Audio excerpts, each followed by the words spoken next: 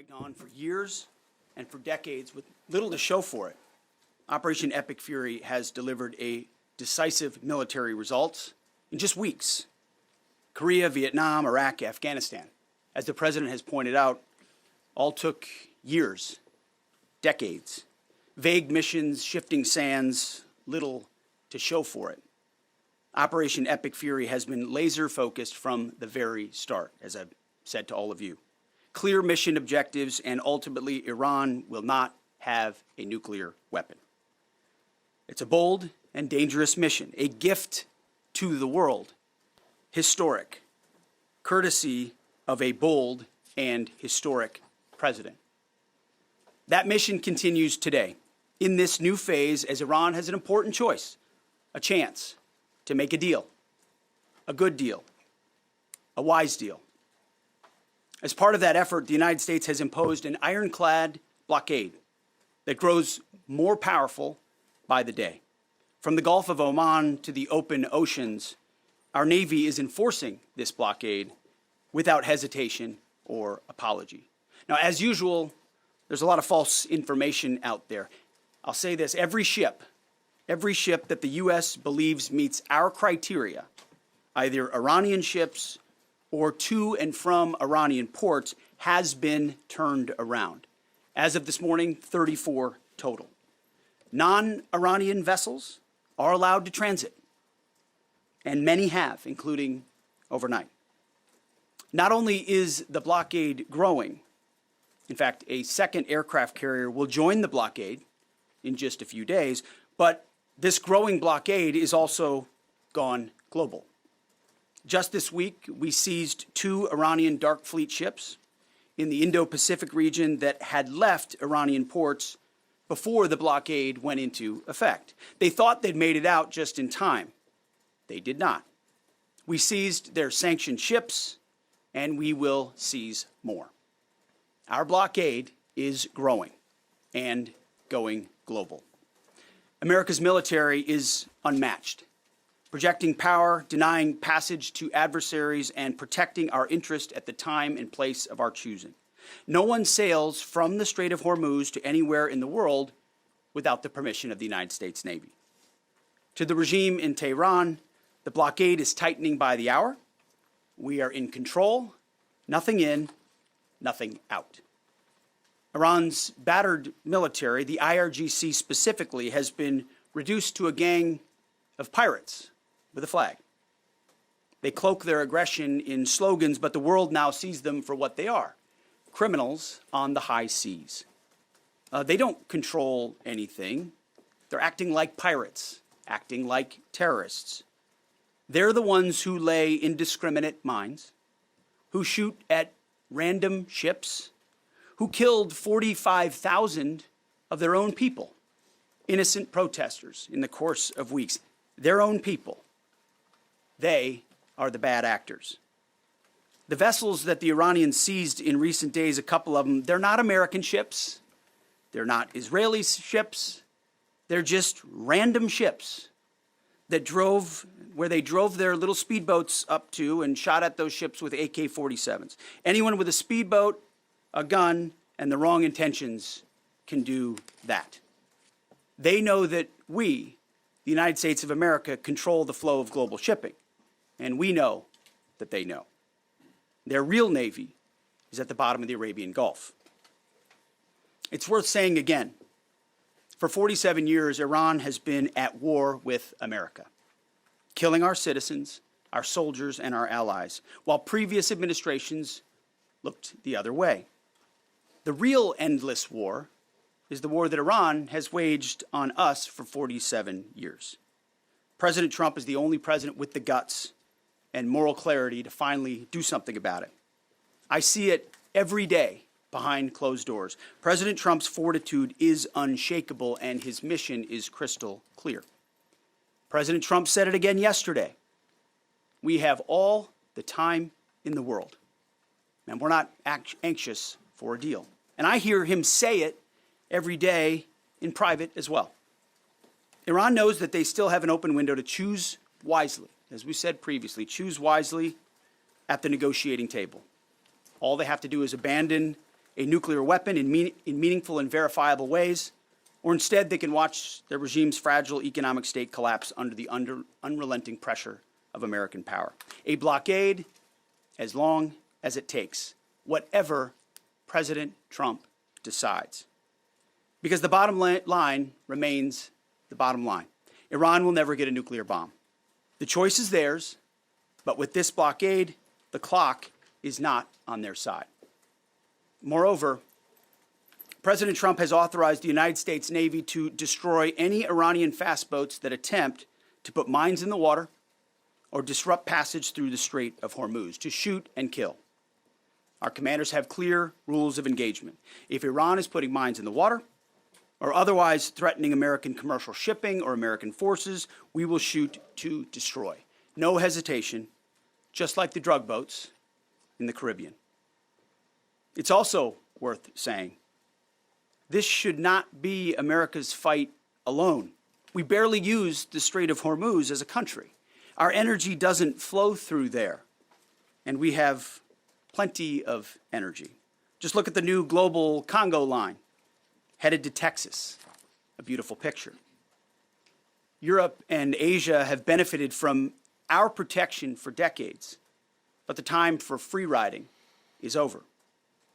America and the free world deserve allies who are capable, who are loyal, and who understand that being an ally is not a one-way street. It's a two-way street.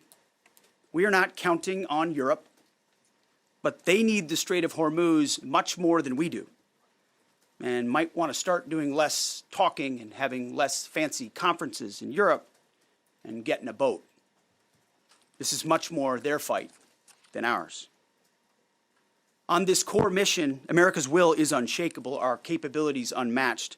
Our blockade is only growing and going global. And as the President said, we have all the time in the world. Iran has a historic chance to make a serious deal, and the ball is in their court. Either way, the War Department stands ready for what comes next, locked and loaded. May God continue to bless our warriors each and every day and on each and every mission. Mr. Chairman, over to you. Thank you, Mr. Secretary, and good morning, everyone. Thanks for being here. Today marks 55 days since the President of the United States ordered major combat operations against Iran. Today and this morning, the Joint Force remains postured and prepared to recommence major combat operations on the order of the President. On April 8th, the President announced a ceasefire, and last week, at the President's direction and on order of the Secretary, U.S. CENTCOM began enforcing a blockade against all commercial vessels going into and out of Iran and their ports. Simultaneously, the U.S. military, in support of the U.S. Department of Justice, was ordered to conduct maritime interdiction operations against sanctioned and dark fleet vessels globally. This operation also began on April 8th, and what I'd like to do this morning is update all of you on those actions and activities. First, as I mentioned, U.S. Central Command continues to maintain a strict blockade on all the ports. We're enforcing the blockade across the board against any ship of any nationality that is transiting to or from an Iranian port or territory. We're closely tracking vessels of interest headed towards Iran and those moving away from Iran that were outside the blockade area when this blockade was ordered. And as everyone saw this past weekend, we're prepared and postured to intercept them. As of this morning, 34 ships have met the U.S. blockade and made the wise choice to turn around. One ship did not, and that ship was the motor vessel Tuska. Over several hours this past Sunday, April 19th, the U.S. conducted maritime interdiction operations against the Tuska, whose crew attempted to breach the blockade line. The Tuska is a large container ship, about 965 feet long, or about the same size as a United States Navy aircraft carrier, and over 100 feet wide. The operation began about 4 a.m. Eastern Standard Time when the United States Navy destroyer approached her. and the crew and the vessel ignored warnings. And I've described how the destroyer force is operating in the area prior. Upon intercept and coming within visual range, American forces began to issue several clear and unambiguous warnings and inform the vessel and their crew that they were in a violation of the U.S. blockade and directed the ship to turn around. Over a 6-hour period, the vessel and her crew repeatedly ignored U.S. warnings. And then the U.S. Navy destroyer executed a series of pre-planned, carefully calibrated escalation options, including firing 5 warning shots. The vessel and her crew continued to ignore warnings. And after exhausting all other measures, CENTCOM authorized disabling fire against the Tuska.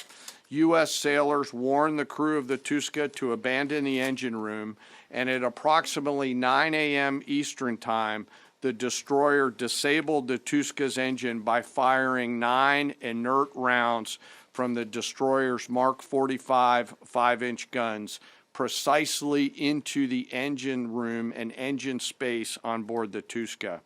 Not surprisingly, the vessel then reported issues with their engine, went dead in the water, and began to comply with U.S. directions and orders. At 4 p.m. Eastern Standard Time, CENTCOM ordered United States Marines to seize the ship.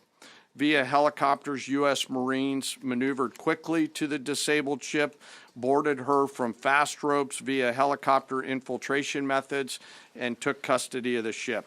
The ship and her crew remain safe in U.S. custody today.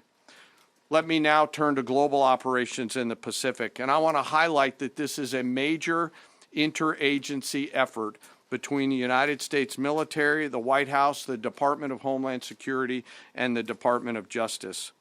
On Monday, April 20th, U.S. Indo-PACOM forces, in support of a Department of Justice request, interdicted the motor tanker Tiffany, which was transporting sanctioned Iranian oil.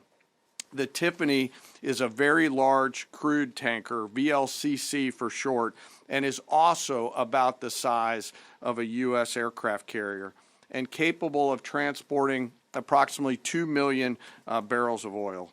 At approximately 11:30 p.m. Eastern Time, U.S. military forces and law enforcement forces also went to the ship via rotary wing platforms, fast roped onto her deck, and secured her. After the ship was secured, a U.S. Navy control team embarked aboard the Tiffany, and assumed control of the ship at 4 a.m.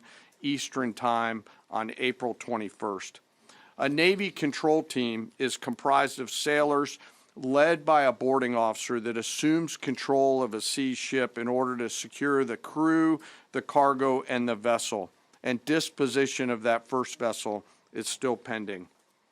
The next interdiction occurred on Wednesday, this past Wednesday, 22 April, when Indo-PACOM conducted yet another interdiction, again at the request of the U.S. Department of Justice. This time, the stateless motor tanker Majestic X, also known as the Ponix, also in the Indian Ocean. This is again a VLCC, or very large crude tanker. At approximately 11 p.m. Eastern Standard Time, U.S. forces began the interdiction, again using rotary wing assets to get to the ship, got on board, and secured the bridge. Both ships, the Tiffany, the Majestic X, and their crews remain in U.S. custody. And we will continue to conduct similar maritime interdiction actions and activities in the Pacific and Indian Oceans against Iranian ships and vessels of the Dark Fleet. The actions by our service members and our law enforcement partners demonstrate the incredible discipline and dedication and professionalism of our joint force and highlight the global reach of American combat power. The joint force remains on ensuring the Iranian regime cannot harm our interests or those of our allies and partners. And I'll highlight that Iran has repeatedly sought to offensively and proactively expand the conflict by aggression against its neighbors and its attacks on global shipping through the strait. To date, Iran has attacked 5 merchant vessels, seized 2 of them that were attempting to transit the strait. And these include ships that Iran itself had cleared to proceed. Now, as I always do, I want to honor members of the Joint Force. Today, I want to highlight and proudly describe the essential role of our intelligence enterprise and the role that they play in conducting our military operations. The totality of their work is the culmination of days, months, and in many cases, years of work by our uniformed and civilian intelligence professionals. We have been able to do the work that we are ordered to do because America's intelligence force, including our core collectors and analysts, have spent decades searching for every loose thread.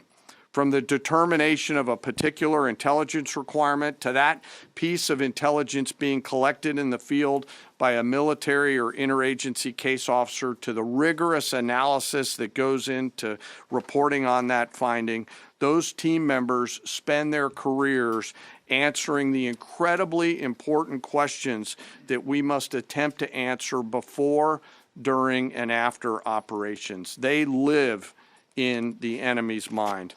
Normally located behind the green door or behind the vault door in dark, windowless rooms across the world, 24 hours a day, 7 days a week, 365 days a year, are world-class intel members from DIA, our service intelligence components, NSA, NGA, CIA, NRO, and in the case of the operations that I've just described, the Office of Naval Intelligence, all work tirelessly to sift through the mountains of collected information using tools, tactics, techniques, and procedures that I'm not going to discuss today.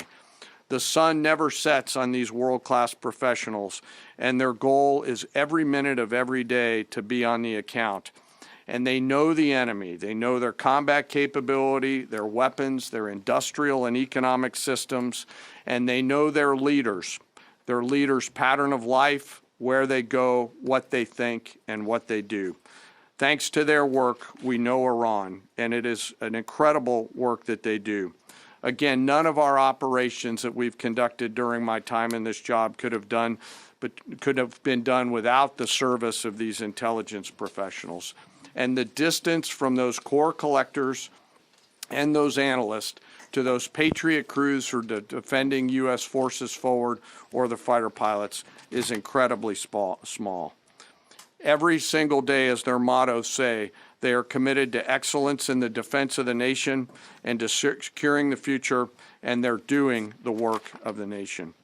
Before I close, as I do every time, I want to highlight and remember our fallen. Today, I want to highlight the 63 victims of the terrorist bombing of the U.S. Embassy in Beirut, which occurred 43 years ago, just a few days ago, on April 18th, 1983. At that time, this was the deadliest attack on a U.S. diplomatic mission, and this was the first attack conducted by Iranian-backed forces on Americans. The suicide bomber detonated a vehicle-borne improvised explosive device out in front of the embassy, killing 63 innocent people, including 32 Lebanese, 14 visitors, and 17 Americans.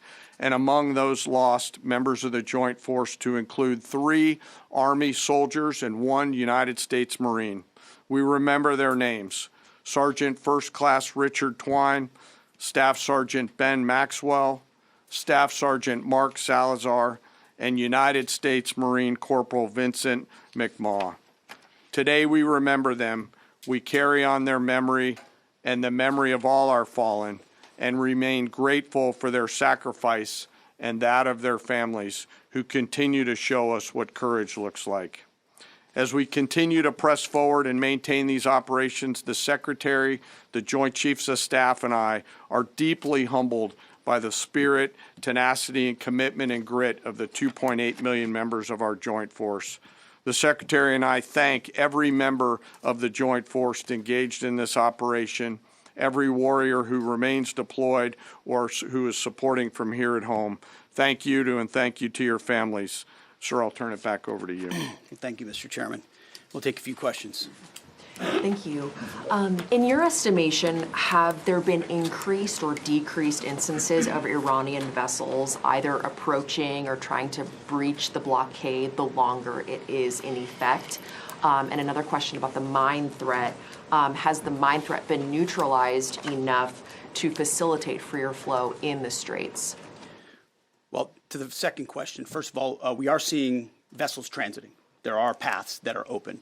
And part of what the president is threatening is ensuring if there's attempts to recklessly and irresponsibly lay more mines, we're going to deal with that. It's a violation of the ceasefire. So transit is occurring, much more limited than anybody would like to see, and with more risk than people would like to see. But that's because Iran is doing irresponsible things with small fast boats, crafts, like I said, with weapons on them. These are commercial ships, in some cases cruise ships that came through being threatened by these. So as far as breaching the blockade, it's been a pretty consistent. There were a number of ships at the beginning. Then you had the interdiction that the chairman described, where we took out the engine room and disabled that ship. I think that sent a very clear sign that this is not a fake blockade. This is a real, full blockade. We'll use up to and including lethal force if necessary. And that stopped, and other ships have taken note of that. So any ships that have attempted, there's been levels of escalation, but none that far, and they've turned around. Absolutely. Yes. Good morning, Mr. Secretary, Mr. Chairman. David Zier, Real America's Voice. To follow up on Alexandra's question, how big are these mine-laying boats? Can they be achieved from fast boats? And I wanted to follow up my last week question about as jet fuel stocks in Europe reportedly are only about 6 weeks left. They get most of their jet fuel from the Gulf. Have any European countries reached out to assist in cordoning off the strait and participating in escorts? I know there's a lot of talks. You saw I would call it a silly conference in Europe last week where they got together and talking about maybe doing something eventually when things are done. Those are not serious efforts yet. We would welcome that. We would welcome a serious European effort to do something about this strait and this passage, considering it's their energy capabilities that are most at stake. I think it's a wake-up call. It's a wake-up call for countries around the world. Either you have capabilities or you don't. Otherwise, you're at the behest of a country like Iran, and the only country that can do something about it is the United States military. Do you want to talk about the mines and the small crafts? They have a variety of smaller Boston whaler-sized boats. We have forces up there deterring and preventing them from continuing to do that, and we'll continue to do so pursuant to the orders of the Secretary and the President. But reckless mining like that is a violation of the Unwise ceasefire. to do that. And very unwise to do. Absolutely. Jerry. Thank you. Pope Leo has made some strident comments about the war in Iran, and the U.S. Conference of Catholic Bishops recently put out a statement suggesting that the war does not fit the requirements of just war theory. And I wondered if the Pentagon had thought about this war against the terrorist regime in Iran in terms of the framework of a just war, and if either one of you could talk about that. And then just my second question would be, the Pentagon recently, this week, gave well-deserved award upgrades to the members of Gulf Company 2-1 Marines who served at HKI and Abbey Gate during the withdrawal and evacuation. I wonder if you Mr. Secretary, could speak a little bit about that and maybe give us a little bit more in terms of what to expect from this Afghanistan review in terms of further proper recognition and proper accountability. On the first question, Pope's going to do his thing. That's fine. We know what our mission is. We know what authority we have. We're very clear about that. We follow that.